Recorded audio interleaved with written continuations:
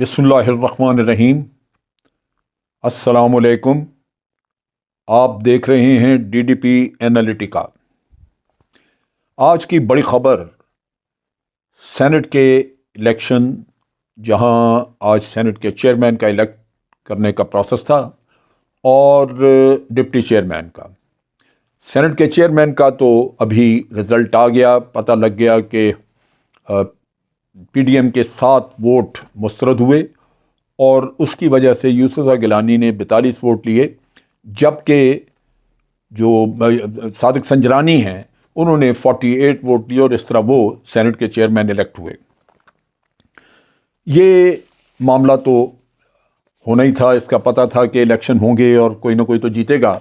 लेकिन उससे पहले जो किस्सा हुआ वो ये कि कैमरे कुछ लगे हुए, उनका निशानदेही की गई, उनका पता किया गया और कोई कह रहा है कि जनाब वो जो वोट जिस डब्बे में डालने थे उसमें भी कैमरा लगा हुआ था।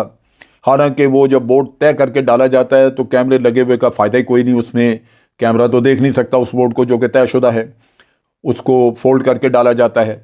और इसी तरह बाहर कुछ कैमरे लगे हुए थे जहां से यूं लगता था कि किसी आने जाने वाले को देखा जा रहा है। ये एक ऐसा कोई अजीब सा भोंडा सा एक तरीकाकार नज़र आया जिससे ये लग रहा था कि शायद कोई साजिश है। आज सेनेट के जो चेयरपर्सन का जो इलेक्शन होना था, चेयरमैन का जो इलेक्शन होना था, उसमें अगर हम ये देखें कि कौन कौन से लोग जिनके या किस पार्टी का कुछ दिलचस्पी हो सकती थी ज़्यादा या उसको सेटबैक हो सकता था, तो फिर इसमें कुछ हमें अंदाज़ा हो सकता है कि ये किस्सा क्या था। अब ये जो कैमरे थे ये डिटेक्ट किए ऑपोजिशन के 2 अरकान ने, गालिबन मुस्तफ़ा नवाज़ खोखर और मुसद्दक मलिक साहब, एक PMLN से हैं, दूसरे पीपल्स पार्टी से हैं। सो इन्होंने देखा और फ़ौरन कोहराम मचा दिया, एक शोर शराबा मच गया अपोजिशन की तरफ से। उंगलियां हुकूमत की तरफ उठनी शुरू हो गई कि गालिबन ये हुकूमत ने कोई ऐसा काम किया है। और नून लीग तो हस्बे साबिक बग़ैर तामुल के, बग़ैर सोचे, बग़ैर पता किए, बग़ैर कोई तहकीक के उन्होंने उंगलियां अदारों की तरफ उठाना शुरू कर दी, जो उनका शेवा है, हमेशा ये करते हैं। और उन्होंने अदारों को बदनाम करना शुरू कर दिया, अदारों के बारे में बातचीत हुई और उन्होंने इल्ज़ाम तराशी की। बज़ाहिर ये एक इंतहाई शर्मनाक स्कैंडल नज़र आता है और ना सिर्फ मुल्क में बल्कि मुल्क से बाहर भी ऐसी बात जब जाएगी तो उससे शर्मिंदगी होगी, मुल्क बदनाम होगा। और कहने को मैं ये कहूँगा कि किसी ने भी किया हो, जिसने भी किया है उसने इंतहाई शर्मनाक काम किया है और वो काबिल सज़ा है, क्योंकि ऐसे कामों से मुल्क के अपने प्रोसेस जो हैं, उनके अदारे, उनकी शफाफियत पे एक उंगली उठती है, हरफ आता है। और ये मुल्क से बाहर जब ऐसी बात जाती है तो फिर आपके अदारों की बेतौकीरी होती है। अब अफसोस की बात यह है कि हम सोचें तो यहाँ पे पैसा भी लगा।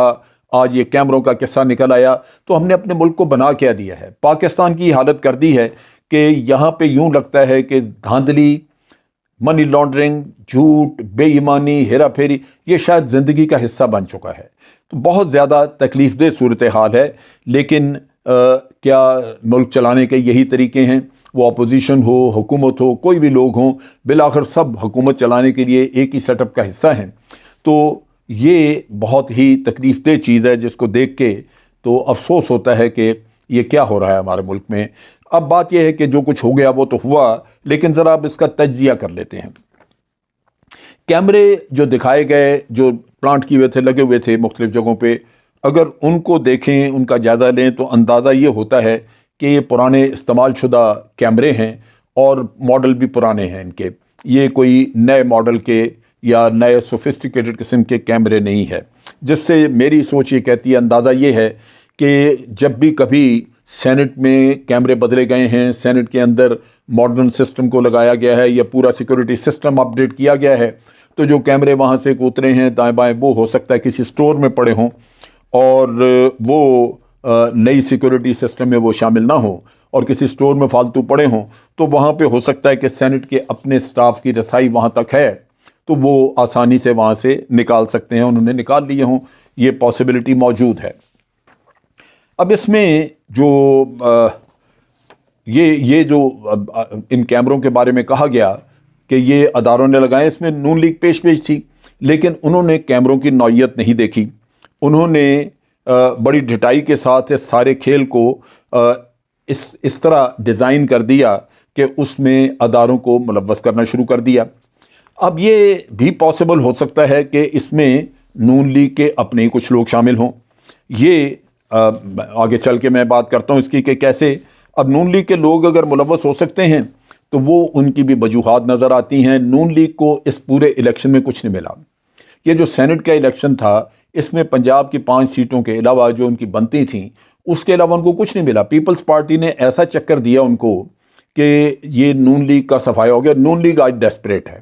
نون لیگ سڑکوں پہ بھی آنا چاہتی ہے جبکہ پیپلز پارٹی یہ خواری نہیں اٹھانا چاہتی کہ مہینوں بھر وہ آ کے تو سڑکوں پہ بیٹھے رہیں پڑے رہیں. وہ لگتا ہے کہ وہ اس چیز کو کسی نہ کسی طرح اوائڈ کرنا چاہتے ہیں اور اس پوری صورت سے سچویشن سے انہوں نے بھرپور فائدہ اٹھایا ہے.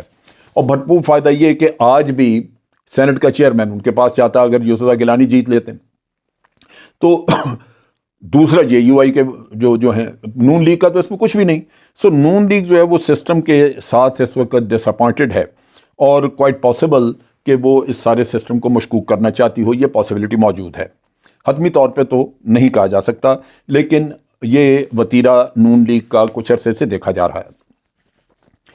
اب چیز یہ ہے کہ اس کا مزید اگر ہم تجزیہ کریں تو ایک اور چیز جو سامنے آتی ہے وہ یہ ہے کہ پیپلز پارٹی اور پی ایم ایل این ان کے 5 سال کے وزارت عظمیٰ کے دور گزرے اور یہاں پہ پیپلز پارٹی کے تو 3 سینٹ کے چیئرمین رہے.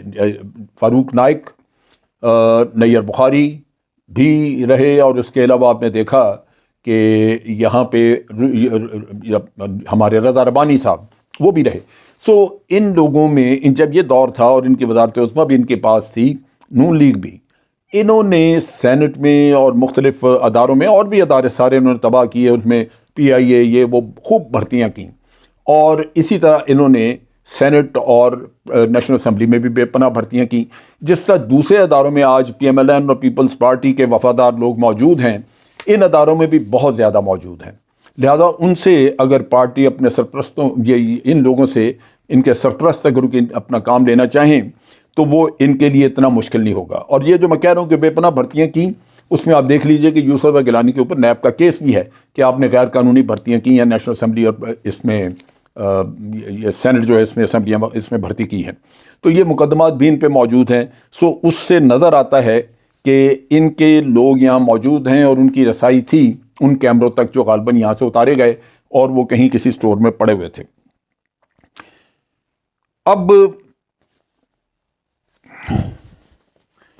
اب اس میں ایک اور جو چیز ہے دیکھنے والی وہ یہ ہے کہ جس طرح بھونڈے طریقے سے یہ کیمرے لگے ہوئے تھے کیا کوئی انٹیلیجنس ایجنسی یہ کام اس طرح کا کرے گی جو بڑا یوں واضح نظر آئے کہ اسکواش ٹیپس کے ساتھ آپ نے کیمرے چپکائے ہوئے ہیں اور اس طرح.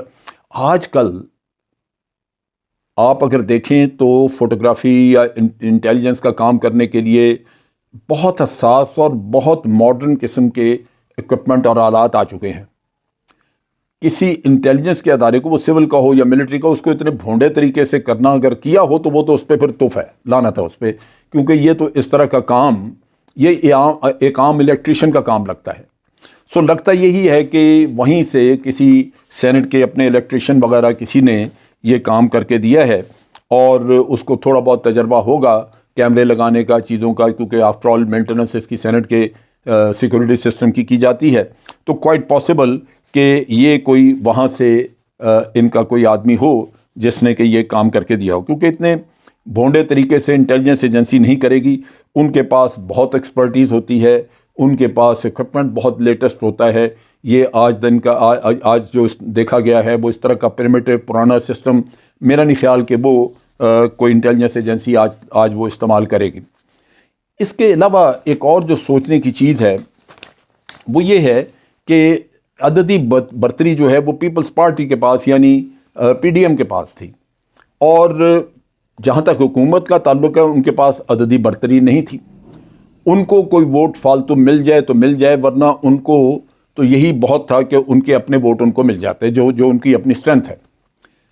اگر کوئی فکر تھی کہ ووٹ کم ہو سکتے ہیں تو وہ پی ڈی ایم کو تھی. کیونکہ ان کے ووٹ جو ہیں وہ خراب اگر ہوتے ہیں، کم ہوتے ہیں، تو عددی برتری ہونے کے باوجود وہ الیکشن ہار جاتے ہیں۔ اب الیکشن ہار بھی گئے، یوسف رضا گیلانی ہار گئے، تو اس سے صاف واضح ہو گیا کہ 7 ووٹ انہی کے ریجیکٹ ہوئے ہیں۔ سو فکر ان کو تھی کہ ہمارے ووٹ نہ گڑبڑ ہو جائیں، تو اگر کوئی جاسوسی کرنے کا کام کیا ہے تو وہ پیپلز پارٹی نے کیا ہوگا، جس کو یہ خدشہ تھا، جس کو یہ پرابلم تھی کہ یہ نہ ہو کہ ان کے لوگ کھسک جائیں اور ان کو دھوکہ دے جائیں۔ تو یہ کام اگر کیا ہے کسی نے، تو میرا تجزیہ یہ کہتا ہے کہ موسٹ پرابلی پیپلز پارٹی نے کیا ہے، اور کوائٹ پاسبل کہ اس میں نون لیگ کی رضامندی شامل ہو، اور اگر نہیں تو تب بھی لگتا یہی ہے کہ یہ اپوزیشن کے لوگوں میں سے کیا ہے، کیونکہ اس میں حکومت کو فائدہ نہیں تھا۔ اگر حکومت کرتی تو وہ سینٹ کے الیکشن میں پہلے کر سکتی تھی، جہاں ان کے پاس عددی برتری تھی اور وہ الیکشن جیتنا چاہتے تھے۔ یہاں وہ چیز نہیں تھی۔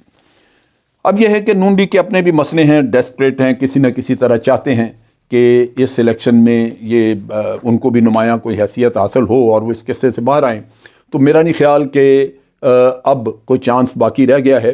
جو صورتحال ہے وہ آپ کے سامنے ہے، اور میں پرسنلی اگر اس کو دیکھوں تو میں سمجھتا ہوں کہ یہ میرٹ کی اور اخلاق کی فتح ہے۔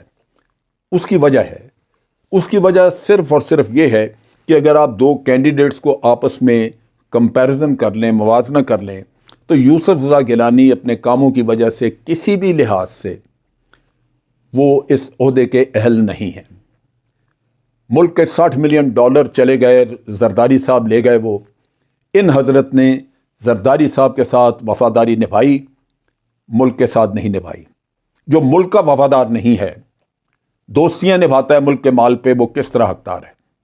اور پھر اسی طرح انہوں نے وہ جو ہار غائب کیا، جو بیچارے زلزلہ زدگان کے لیے ہمارے ایک دوست ملک کے خاتون اول نے اپنے گلے سے اتار کے دے دیا، اس سے بڑا شرمناک کام کیا ہو سکتا ہے؟